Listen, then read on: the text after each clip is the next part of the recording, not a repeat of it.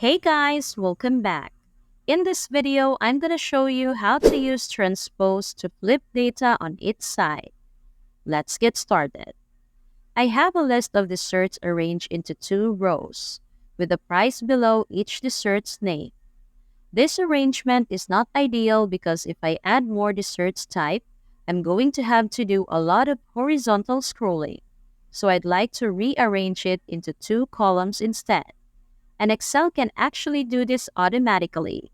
First, select the data,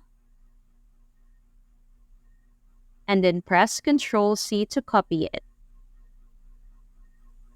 Choose a cell where you'd like to paste it.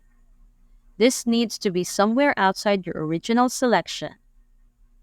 Right-click the cell, and under Paste Options, select Transpose. Now you can see it's the exact same data. It's just sort of flipped on its side. And it even kept the formatting. We don't need the original data, so we can just select these rows and right-click to delete them. And that's it. Thanks for watching. If you found this video useful, don't forget to give it a thumbs up and hit that subscribe button for more content like this.